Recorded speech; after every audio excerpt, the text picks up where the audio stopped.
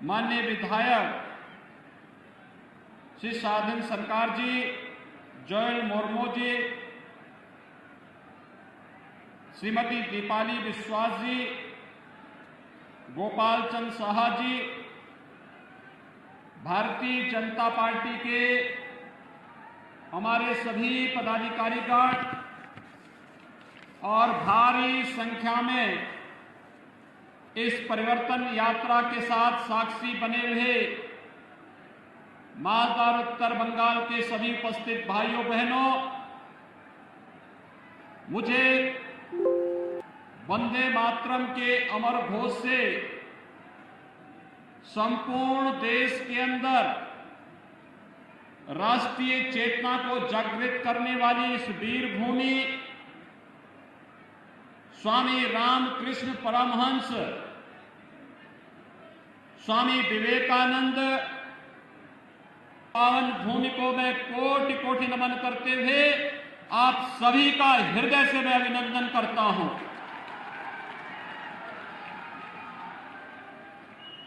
भाइयों बहनों, मालदा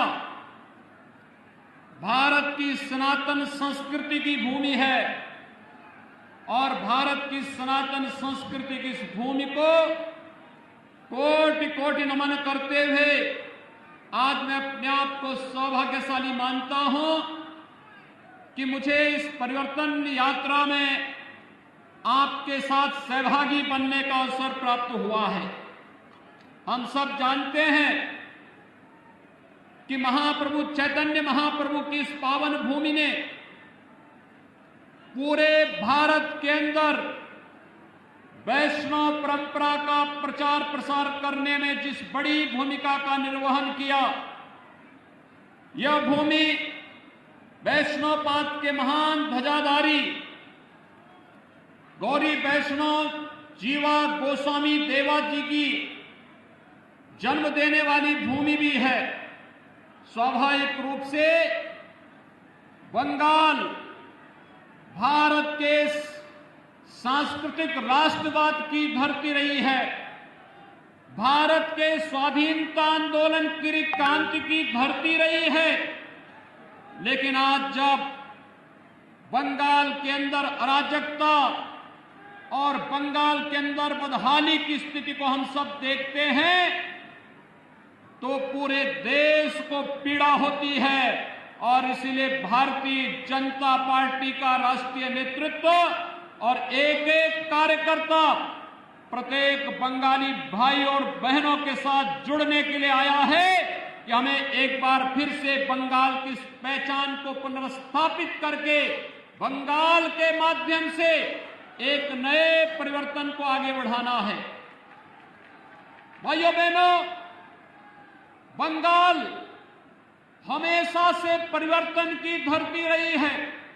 याद करिए, जब देश के अंदर स्वाधीनता की अलग जगानी थी तो बंकिम चंद्र चट्टोपाध्याय ने इसी धरती से वंदे मातरम का उद्घोष किया था।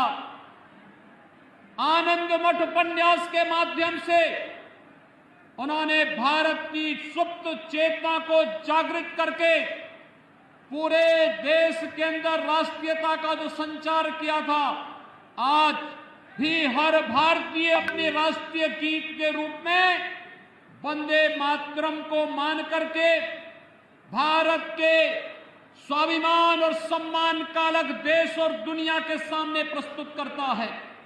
ये धरती गुरुदेव रविंद्रनाथ टैगोर की धरती है, जिसने भारत को भारत का राष्ट्र ज्ञान भी दिया और राष्ट्रगान के साथ ही इस धरती से ही हम सब जानते हैं कि यही वह धरती है जिसने साहित्य के क्षेत्र में भारत का पहला नोबेल प्राइज भी भारत को देने का कार्य किया था गुरुदेव रविंद्रनाथ टैगोर की उस अमर कीर्ति गीतांजलि के माध्यम से।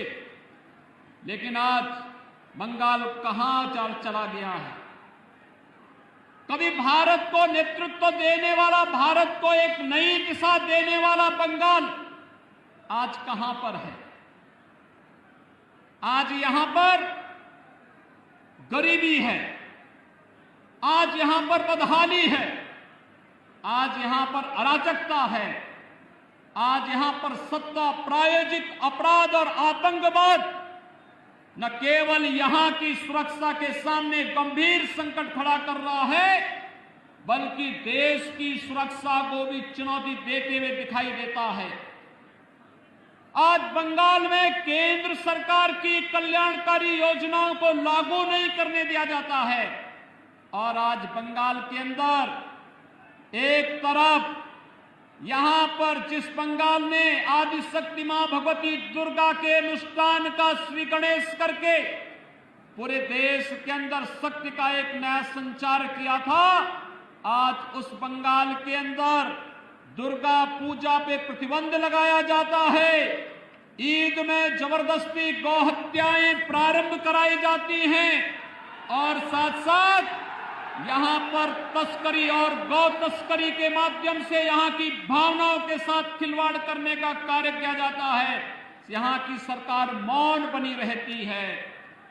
भाइयों बहनों, बंगाल में आज जय श्री राम के नारे लगाने को भी प्रतिबंधित करने का कार्य किया जाता है और हमले करवाए जाते हैं। लेकिन मैं बंगाल की सरकार से कहना चाहता हूं, मैं ममता दीदी जी से अनुरोध करना चाहता हूं, एक सरकार कभी उत्तर प्रदेश में थी जो अयोध्या में राम भक्तों पर गोली चलाती थी, उस सरकार का हर साहब ने देखा है क्या हो गया है, और अब बारी बंगाल में टीएमसी की सरकार की है।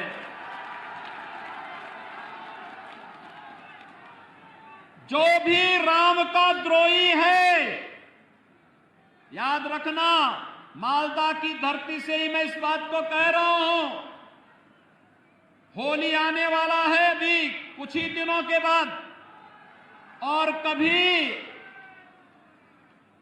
उस कालखंड में भी कुछ लोगों ने भगवान विष्णु और राम का नाम लेने को प्रतिबंधित किया था। होली के अवसर पर हम लोग क्या कहते हैं इसको। और मित्रों, आज बंगाल के अंदर एक बार फिर से जय श्री राम के नारे को प्रतिबंधित करने का कार्य किया जा रहा है। लेकिन याद रखना, भारत की जनता राम के बगैर कोई काम नहीं करती है। जब आपस में मिलती है तो राम राम कहती है, घर में कोई काम होता है तो राम नाम का जप करती है, और जब किसी परिजन की अंतिम यात्रा भी निकालती है तो फिर राम नाम सत्य है के साथ ही उस यात्रा को भी आगे बढ़ाने का कार्य करती है। राम के बगैर भारत का कोई काम ही नहीं, और जो रामद्रोही हैं उनके अभी भारत में कोई काम नहीं, बंगाल में कोई काम नहीं। ये संकल्प हम सबको लेकर के चलना है। और मैं यही पूछना चाहता हूं टीएमसी की सरकार से कि आपको राम भक्तों पर तो कोई रहम नहीं, लेकिन बंगाल के अंदर अराजकता पैदा करने वाले लोगों के साथ आखिर टीएमसी की कौन सी दोस्ती और कौन सी गठबंधन है जिसके कारण वह बंगाल की पूरी व्यवस्था को बदलने पर उतारू हो गए हैं। ये आत्मघाती कदम बंगाल की धरती से क्यों? मित्रों, जब देश के यशस्वी प्रधानमंत्री मोदी जी पाकिस्तान, बांग्लादेश और अफगानिस्तान के पीड़ित और प्रताड़ित हिंदुओं, सिखों, बौद्धों, जैनियों, ईसाइयों, इन सब के संरक्षण, इनको सुरक्षित ठिकाना देने के लिए एक कानून बनाते हैं और उस कानून को भारत के अंदर लागू करते हैं, तो बंगाल में हिंसा क्यों होती है? ये हिंसा, सत्ता प्रायोजित हिंसा क्यों? यहां पर एक तरफ पीड़ित और प्रताड़ित मानवता को शरण देने की जब बात की जाती है तो यहां की सरकार विरोध करती है, लेकिन जब घुसपैठियों को बाहर करने की बात होती है, यहां की सरकार तिलमिला जाती है। यहां की सरकार घुसपैठियों, अवैध घुसपैठियों के साथ में है, उसको यहां की जनता के साथ कोई लेना देना नहीं। और यही कारण है कि यहां की सरकार केंद्र सरकार की किसी भी कल्याणकारी योजना का लाभ यहां के नागरिकों को देने में पूरी तरह फेल है। मित्रों, मैं आया हूं उत्तर प्रदेश से। हमने उत्तर प्रदेश में कुछ चीजें इस रूप में की जिसने उत्तर प्रदेश से अंदर व्यापक परिवर्तन किया है। और उस व्यापक परिवर्तन के कारण आज आप देखते होंगे यहां पर गर्मियों में जून से लेकर के अक्टूबर के बीच में इंसेफ्लाइटिस से हजारों मौतें बंगाल में आज भी होती हैं। लेकिन बंगाल के अंदर अज्ञात बीमारी दिखा करके इस बीमारी से होने वाली मौतों को छुपाने का कार्य टीएमसी की सरकार करती है। इससे पहले कम्युनिस्टों की सरकार भी यही बंगाल के अंदर करती थी। लेकिन हम लोगों ने प्रधानमंत्री मोदी जी के अनुकंपा और उनकी कृपा से स्वच्छ भारत मिशन के अंदर हर एक गरीब परिवार के घर में एक एक शौचालय बना दिया। हर एक घर तक शुद्ध पेयजल उपलब्ध कराने की व्यवस्था की। आज परिणाम है इंसेफ्लाइटिस उत्तर प्रदेश से पूरी तरह समाप्त हो चुका है। कोई मौत इंसेफ्लाइटिस से उत्तर प्रदेश के अंदर नहीं होती है। मित्रों, 3 वर्ष के अंदर उत्तर प्रदेश के अंदर 40 लाख गरीबों को आवास मिला है। प्रधानमंत्री आवास योजना में 40 लाख परिवारों को एक एक आवास। मैं आ रहा था अभी बागडोगरा से, मैं देख रहा था मालदा तक एक भी गरीब व्यक्ति का पक्का मकान नहीं है। ये प्रधानमंत्री आवास योजना का लाभ यहां के गरीबों को क्यों नहीं मिल पाता है? यहां के बंगाल के गरीबों को क्यों नहीं मिल पा रहा है? क्योंकि यहां की सरकार रुचि नहीं ले रही है।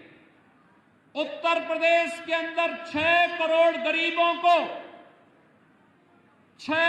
गरीबों को आयुष्मान भारत में 5 लाख रुपए की स्वास्थ्य बीमा का कवर है। वह कहीं भी किसी भी हॉस्पिटल में उत्तर प्रदेश के अंदर या देश के अंदर जाएगा, उसे 5 लाख रुपए की स्वास्थ्य बीमा का लाभ हर वर्ष प्राप्त हो रहा है। केंद्र और राज्य सरकार मिलकर के इस कार्यक्रम को आगे बढ़ा रहे हैं। आखिर प्रधानमंत्री आयुष्मान भारत का लाभ बंगाल के गरीबों को, बंगाल के नागरिकों को टीएमसी की सरकार क्यों नहीं देने जा रही है?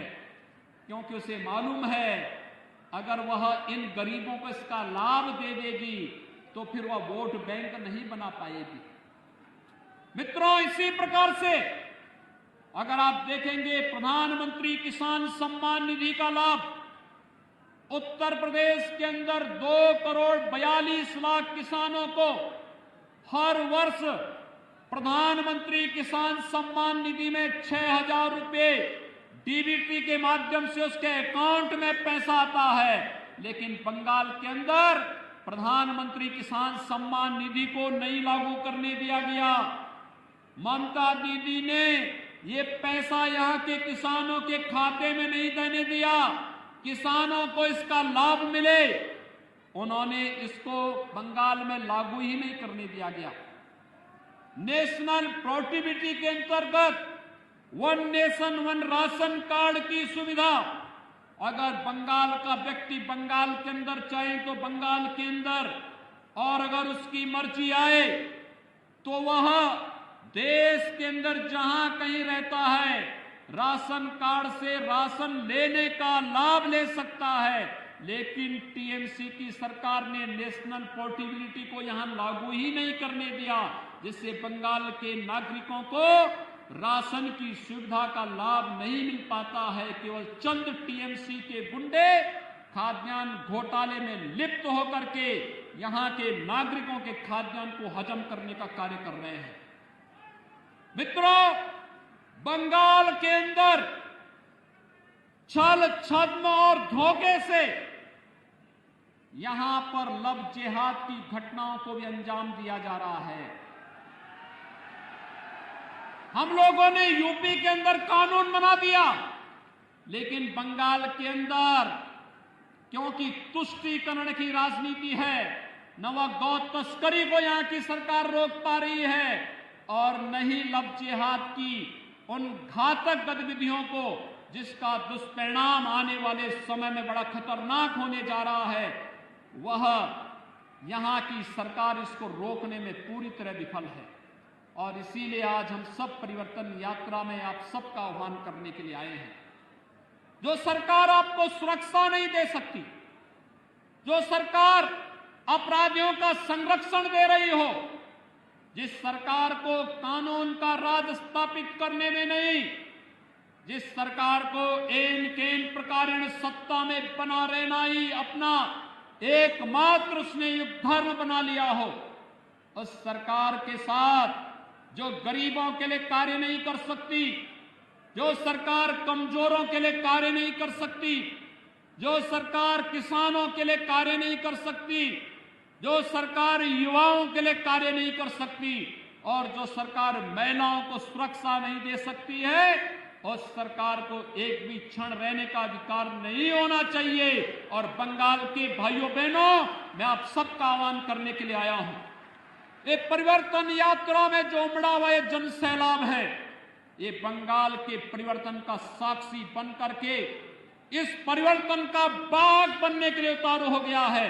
और ये बाघ इस रूप में उतारू हो चुका है, उसने संकल्प ले लिया है। मोदी जी के नेतृत्व में पूरे देश के अंदर जिस तरीके से कोरोना प्रबंधन का कार्य किया गया, हम आभारी हैं प्रधानमंत्री मोदी जी के। मित्रों, आभारी हैं प्रधानमंत्री मोदी जी के।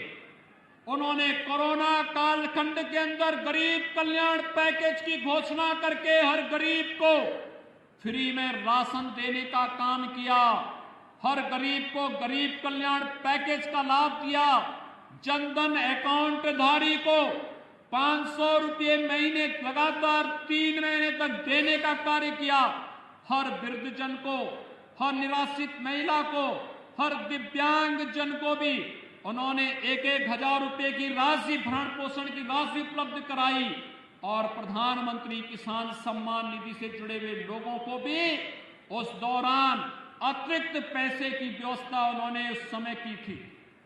आत्मनिर्भर भारत पैकेज के अंदर भी उन्होंने एमएसएमई के लिए, परंपरागत उद्यम के लिए, भारत के गांव के लिए, गरीबों के लिए, व्यापारियों के लिए एक बेहतर पैकेज की घोषणा की। कोरोना प्रबंधन में चाहे वह जिस भी राज्य ने जो डिमांड की, राज्यों को तो उसका लाभ दिया ही, लेकिन हम आभारी हैं प्रधानमंत्री मोदी जी के और भारत के वैज्ञानिकों के, जिन्होंने भारत को कोरोना से बचाने के लिए 2 स्वदेशी वैक्सीन भी दिए और वैक्सीन इस समय युद्ध स्तर पर लग रहे हैं। कल से आपने देखा होगा 60 वर्ष के ऊपर के लोगों को भी वैक्सीन लगना प्रारंभ हो गया है। ये 60 वर्ष से ऊपर के लोगों को वैक्सीन लगना और भारत के नागरिकों के साथ साथ दुनिया के अपने मित्र देशों को भी वैक्सीन पहुंचाना, यह एक नया भारत की वो तस्वीर है जो दुनिया के अंदर भारत के 135 करोड़ लोगों की ताकत का एहसास करा रहा है। और उस नए भारत के साथ नए बंगाल को भी आगे आकर की इस अंगड़ाई में सहभागी बनना पड़ेगा। और इसी आह्वान के लिए आज हम सब आपके बीच आए हैं। कल्पना करिए, ये बंगाल के अंदर टीएमसी की सरकार ने, उससे पहले कम्युनिस्टों ने, उससे पहले कांग्रेस ने कितनी बदहाल स्थिति पैदा कर दी है। मित्रों, मुझे याद है आज से 25 साल पहले, 30 साल पहले भारत का हर नौजवान अपनी रोजगार के लिए बंगाल आता था, लेकिन पिछले 25-30 वर्षों के अंदर बंगाल को बदहाल कर दिया इन सभी लोगों ने। आज बंगाल अर्थव्यवस्था में काफी पीछे चला गया है। और उत्तर प्रदेश के अंदर भारतीय जनता पार्टी की सरकार थी, पहले उत्तर प्रदेश का नौजवान अपनी रोजी रोजगार के लिए बंगाल आता था और आज मैं देखता हूं बंगाल का व्यक्ति रोजी रोजगार के लिए दिल्ली और उत्तर प्रदेश की तरफ रुख कर रहा है। उत्तर प्रदेश आज देश की दूसरी अर्थव्यवस्था बन गया है। आखिर बंगाल आपका पश्चिमी बंगाल क्यों नहीं बन सकता है, जबकि संभावनाएं थी यहां पर, लेकिन यहां की सरकार ने उस प्रकार की सोच ही पैदा नहीं होने दी है। ये विकास में रुचि नहीं लेना चाहते और विकास में तो रुचि नहीं, लेकिन राष्ट्रीय सुरक्षा के साथ भी ये लोग खिलवाड़ कर रहे हैं। आपने देखा होगा मोदी जी के नेतृत्व में जब देश के अंदर सरकार आई, पहले गरीबों के कल्याण के लिए योजनाएं बनी, गरीबों के कल्याण के लिए बनने वाली योजनाओं के साथ फिर उन्होंने देश की संप्रभुता को सुरक्षित रखने के लिए कार्यक्रमों को आगे बढ़ाया। याद करिए 5 अगस्त 2019 की तिथि, देश के अंदर आतंकवाद की प्रतीक बनी धारा 370 को हटाने का कार्य भी मोदी जी के नेतृत्व की भारतीय जनता पार्टी की सरकार ने किया था। याद करिए इसी धरती पर पैदा होने वाले डॉक्टर श्यामा प्रसाद मुखर्जी ने घोषणा की थी, एक देश में 2 प्रधान, 2 विधान और 2 निशान नहीं चलेंगे। और उन्होंने कश्मीर मुक्ति के लिए एक आंदोलन प्रारंभ किया था। मित्रों, डॉक्टर श्यामा प्रसाद मुखर्जी के इस सपने को साकार किया है प्रधानमंत्री मोदी जी ने और गृह मंत्री अमित शाह जी ने। उन्होंने धारा 370 को कश्मीर की धरती से पूरी तरह समाप्त करके आज कश्मीर भारत के संविधान और भारत के कानून के अनुरूप भारत की व्यवस्था के साथ चल करके विकास की एक नई ऊंचाइयों को पार कर रहा है। मित्रों, 500 वर्षों से हर भारतीय जनमानस की अभिलाषा थी, वह अभिलाषा थी जिसके लिए बंगाल से भी कार सेवा करने के लिए हजारों नौजवान गए थे। श्री राम कोठारी और शरद कोठारी के बलिदान को कौन विस्मृत कर सकता है, जिन्होंने अयोध्या में बाबरी ढांचे को हटाने के लिए अपना बलिदान दिया था। और आज उस सपने को भारतीय जनता पार्टी की सरकार ने साकार किया है। 5 अगस्त 2020 को प्रधानमंत्री मोदी जी के कर कमलों से अयोध्या में भगवान श्री राम के भव्य मंदिर के निर्माण का मार्ग भी प्रशस्त हो गया है। अब अयोध्या में भगवान राम के भव्य मंदिर का निर्माण कार्य जिस युद्ध स्तर पर प्रारंभ हुआ है, आपने निधि समर्पण के आयोजन के साथ बंगाल के लोगों ने जो योगदान किया है, मैं आप सभी का हृदय से अभिनंदन करता हूं और आप सबका मैं आह्वान करता हूं, अयोध्या में भगवान राम के भव्य मंदिर निर्माण के साथ आपका समर्पण और आपका सहयोग प्राप्त हो गया है। इस परिवर्तन के साथ जुड़िए और भारतीय जनता पार्टी की इस परिवर्तन यात्रा के साथ जुड़ करके बंगाल के अंदर भारतीय जनता पार्टी की सरकार को लाइए और अयोध्या में भगवान राम के मंदिर में दर्शन करके बंगाल को बचाने और बंगाल को समृद्धि के पथ पर अग्रसर करने के आह्वान के साथ हम सभी को आगे बढ़ना पड़ेगा। भारतीय जनता पार्टी कर सकती है। मित्रों, आज जब टीएमसी की सरकार सुश्री ममता बनर्जी जी के नेतृत्व में पूरी तरह विफल हो चुकी है, तब उनके द्वारा तमाम प्रकार के अनर्गल आरोप पर प्रलाप किए जा रहे हैं। उनके द्वारा जिस प्रकार की टिप्पणियां और जिस प्रकार के वक्तव्य दिए जा रहे हैं, मुझे आश्चर्य होता है कि इतने लंबे समय तक मुख्यमंत्री रहने वाला व्यक्ति इस तेजी के साथ आपा खो दे, ये बड़ी विचित्र सी स्थिति है। उनके द्वारा जिस प्रकार की बातें और जिस प्रकार की वक्तव्य दिए जा रहे हैं, ये बंगाल का अपमान है, बंगाल के नागरिकों के साथ धोखा है। आप देख रहे हैं गंगा मैया तो उत्तराखंड से उत्तर प्रदेश होते हुए बिहार और झारखंड होते हुए पश्चिमी बंगाल होते हुए गंगा सागर तक जाती है। ये गंगा मैया तो भारत की एकात्मता की एक बहुत पवित्र धारा का एहसास हम सबको कराती है, जो एक भारत श्रेष्ठ भारत के साथ हम सब को जोड़ती है। लेकिन आज कुछ लोग हैं जो बंगाल के अंदर रह करके भारत की एकात्मता को चुनौती देने की मुद्रा में लगातार अपने राजनीतिक स्वार्थों के लिए तुष्टीकरण की भेंट बंगाल को चढ़ा देना चाहते हैं। हमें बंगाल को तुष्टीकरण की भेंट नहीं चढ़ने देनी है। गंगा की अविरलता और निर्मलता को तो बनाए रखने के लिए नमामि गंगे परियोजना के माध्यम से प्रधानमंत्री मोदी जी के द्वारा कार्य किया जा रहा है, और साथ साथ गौ हत्या को रोकने के लिए भी बड़ा कार्यक्रम हम लोग प्रारंभ करने जा रहे हैं। उत्तर प्रदेश के अंदर कोई गौ हत्या नहीं कर सकता।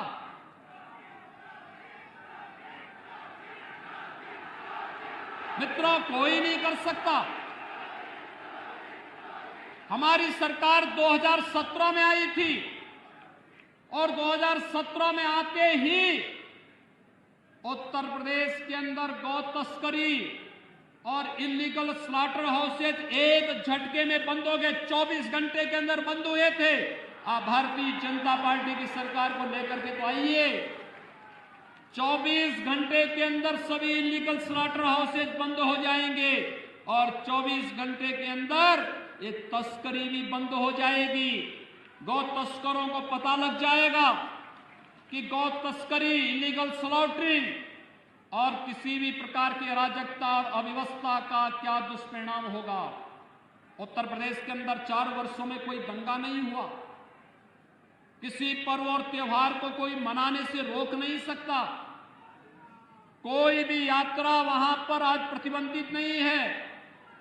बंगाल में तो न्यायपालिका को यहां की सरकार से कहना पड़ता है कि अगर उत्तर प्रदेश में दुर्गा पूजा का आयोजन हो सकता तो बंगाल में क्यों नहीं हो सकता है। आपको याद होगा जब दुर्गा पूजा का समय और ईद का समय एक ही साथ पड़ा था या मुहर्रम का समय एक साथ पड़ा था, तो यहां की सरकार ने मुहर्रम के जुलूस को तो अनुमति दी, लेकिन दुर्गा पूजा के पंडालों में प्रतिबंध लगा दिया था। उत्तर प्रदेश में जब बात आई, उत्तर प्रदेश में हम लोगों ने कहा कि नहीं भाई, दुर्गा पूजा का जो समय होगा उस समय पूजा ही होगी और उस समय पूजा में कोई व्यवधान हम नहीं पड़ने देंगे। और एक भी जगह पूजा के पंडाल नहीं रोके गए थे। लेकिन बंगाल के अंदर बैन किए जाते हैं, पूजा को प्रतिबंधित किया जाता है, भावनाओं के साथ खिलवाड़ किया जाता है, गौ तस्करों को प्रश्रय दिया जाता है, उनके समर्थन में सत्ता के यहां पर वक्तव्य आते हैं। ये मुझे आश्चर्य होता है इन सब बातों को लेकर के कि भारत की आस्था के साथ खिलवाड़ है और भारत अपनी आस्था के साथ कभी खिलवाड़ बर्दाश्त नहीं कर सकता है। और बंगाल की धरती भारत के सांस्कृतिक राष्ट्रवाद की धरती के रूप में अपनी पहचान बनाई है और बंगाल की धरती का यह संदेश एक बार फिर से पूरे देश के अंदर गूंजना चाहिए कि जो कार्य कभी स्वामी विवेकानंद जी ने कहा था, उन्होंने दुनिया के यानी वैश्विक मंच पर जाकर के बंगाल की धरती का एक युवा सन्यासी बंगाल की धरती से यह आह्वान करता था और उनका जो आह्वान था वह भारत को जागृत करने का आह्वान था। उन्होंने इस समय कहा था कि गर्व से कहो हम हिंदू हैं। इस स्वामी विवेकानंद का यह वक्तव्य कोई सांप्रदायिकता का प्रतीक तो नहीं था। स्वामी विवेकानंद का यह वक्तव्य तो भारत को जोड़ने वाला वक्तव्य था। भारत की सनातन संस्कृति को वैश्विक मंच पर स्थापित करने का, वैदिक परंपरा को वैश्विक मंच पर स्थापित करने का एक मंत्र था। स्वामी विवेकानंद, इस परंपरा को मैं प्रणाम करता हूं। रामकृष्ण परमहंस की साधना से पवित्र इस धरती ने, स्वामी प्रणवानंद जी की साधना से पवित्र इस धरती ने भारत के राष्ट्रवाद को एक नई ऊंचाइयां प्रदान की थी, जिसने भारत के अंदर देखते ही देखते आजादी के बंदों को वंदे मातरम के इस मंत्र के माध्यम से विदेशी हुकूमत के खिलाफ लड़ने की एक नया जोश और एक नया तेज दिया था। और भाइयों बहनों, एक बार फिर से जो लोग तुष्टीकरण की राजनीति करके बंगाल के सामाजिक और यहां की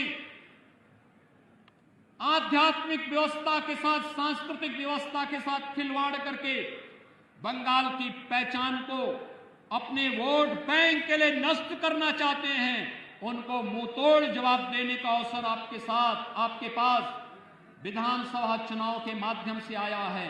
मैं आप सभी का आह्वान करने के लिए आया हूं कि बंगाल की धरती को हम अराजकता की धरती नहीं बनने देंगे। आप निश्चित रहिए, भारतीय जनता केवल अब ये 1 महीने का मात्र समय है, 1 महीने के अंदर एक परिवर्तन जमीन पर उतरता हुआ दिखाई देगा। ये आपका एक जमावड़ा इस बात को प्रदर्शित करता है। तब टीएमसी के नाम पर जो लोग गुंडागर्दी कर रहे हैं, आप देखते होंगे उत्तर प्रदेश के अंदर जो लोग पहले गुंडागर्दी करते थे, आज वे लोग अपने गलियों में अपने गले में तख्ती बांध करके चलते हैं कि रहम कर दो। और मैं कह सकता हूं, मैं देख रहा था एक तस्वीर, भारतीय जनता पार्टी के एक कार्यकर्ता की बुजुर्ग माता को टीएमसी के गुंडों ने इस बेरहमी के साथ पीटा और उनके मुंह पर जो सूजन था उसको देखते हुए आंखों में आंसू आ रहे थे कि कितने बेरहम और बर्बर हैं ये लोग कि एक महिला को भी नहीं छोड़ते। और अपराधी अगर अपराध करता है तो पुलिस का काम है अपराधी के खिलाफ कार्रवाई करना, प्रशासन का काम है, शासन का काम है उस अपराधी के खिलाफ कार्रवाई करना।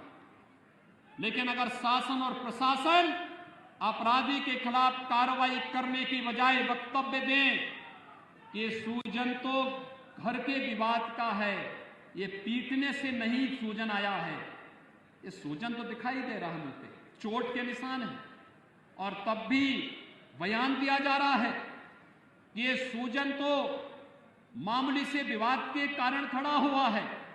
आश्चर्य होता है मुझे, ये पार्टी बनकर के काम करना बंद करे। और मुझे लगता है कि बहुत समय नहीं, भाइयों बहनों, भारत निर्वाचन आयोग ने चुनाव की घोषणा कर दी है, चुनाव की प्रक्रिया प्रारंभ हो चुकी है। बस अब मान करके चलिए 2 मई के बाद भारतीय जनता पार्टी की सरकार जब बंगाल के अंदर बनेगी तो टीएमसी और कम्युनिस्टों के नाम पर गुंडागर्दी और अराजकता फैलाने वाले गुंडे अपनी जान की भीख मांगते हुए गलियों अपने गले में तख्ती लेकर के घूमते हुए फिरेंगे।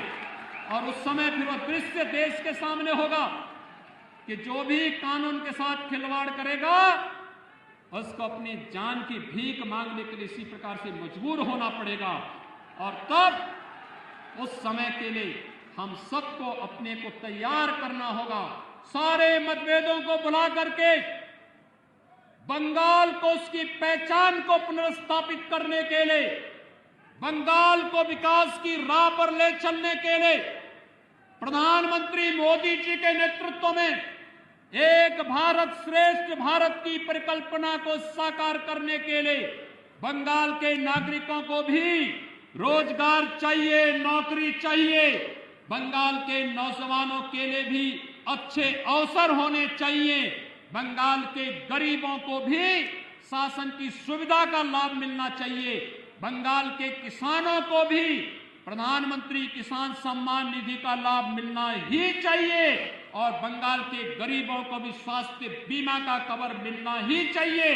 और ये तभी हो पाएगा जब भारतीय जनता पार्टी पूरी मेजॉरिटी के साथ, फुल मेजॉरिटी के साथ बंगाल के अंदर सरकार बनाएगी और डबल इंजन की सरकार, बंगाल के अंदर भारतीय जनता पार्टी की सरकार और केंद्र में मोदी जी की सरकार जब मिलेगी, डबल इंजन की सरकार आपके विकास को उतनी ही गुना तेजी के साथ आगे बढ़ाने का कार्य करेगी।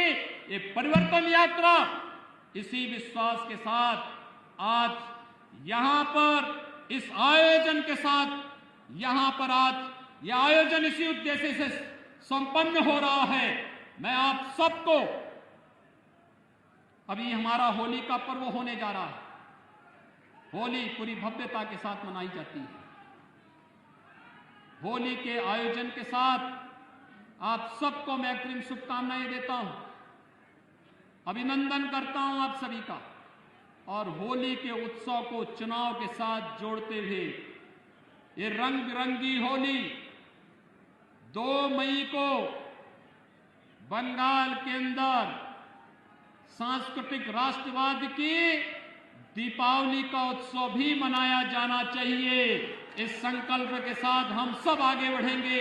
आप सबके प्रति मेरी शुभकामनाएं। धन्यवाद। जय जय श्री राम, जय जय श्री राम।